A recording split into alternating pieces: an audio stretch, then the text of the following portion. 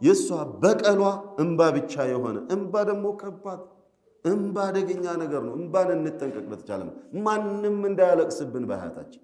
ነብዩ ሰለዋቱ ረቢ ወሰላሙ ዐለይሂ ስለ ሰው የሆነ ነገር ሲነገራቸው ነው አንዳች ነገር አትንገሩኝ፣ እኔ ከመካከላችሁ ስወጣ የማንም በደል የሌለብኝ ማንም ያላዘነብኝ ሆኜ መውጣት ፈልጋለሁ፣ ወደ አኺራ መሄድ ፈልጋለሁኝና ነው ብለው ከለከሉ። ሰለዋቱ ረቢ ወሰላሙ ዐለይሂ። የሚስት ለቅሶ ደጋግመን በየድሩሶቻችን እንላለን። የሚስት ለቅሶ ያለበት ባል ተስፋ ይቁረጥ፣ አይሳካለትም። የእናት ለቅሶ እንዳለበት ልጅ ነው፣ አይሳካለትም። ወላሂ እንድቹ ሐያቱ እንደተደበሰበሰ እንድቹ እዛችሁ እንደተንከባለለ አፈር እየላሰ የተነሳ እየወደቀ እየተነሳ ይኖራል። ወሀከዛ ላ የተገየር ወላ ይወፈቁ ሊተውፊቅ ላህ ዐዘ ወጀል።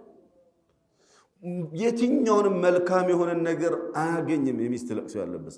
ወከዛሊከ ሁለተኛው ምስኪን የቲሞችን ጉዳይ ተጠንቀቁ አሉ ሰለዋቱ ረቢ ወሰላሙ ዐለይሂ። ኢዘን የምስኪንን በደልና የሚስትን በደል የቂያማ ዕለት አላህ ዳኛ፣ እነዛ ተበዳዮች ከሳሽ፣ እኔ ደግሞ ጠበቃ ሆኜ ነው መቆመው። ተጠንቀቁ ሰለዋቱ ረቢ ወሰላሙ ዐለይሂ። ከምና የተጠነቀቅ ስንታችን እንጠነቀቃለን? ያ ጀማ ክብደት ውስጥ ገብቶናል። ደካማ ስለሆነች እጅህ ላይ ስላለች ስለምታስተዳድራት አንተ ባልነህና الرجال قوامون على النساء እምትለዋን የቁርአን አያ ጃሂሉም ሁላ አፍዟታልና ዓሊፍንም ማያውቁ ሁላ الرجال قوامون على النساء እምትለዋን አያ አፍዟታል። ለነብስያው ስለተመቸቹ ወንዶች በሴቶች ላይ የበላይ ናቸው፣ ተቆጣጣሪ ናቸው፣ አስተዳዳሪ ናቸው፣ ገራፊ ናቸው፣ ደብዳቢ ናቸው ብሎ ስለተገነዘበ ነው። እንደዛ አይደለም የቁርአኑ አያ የሚለው።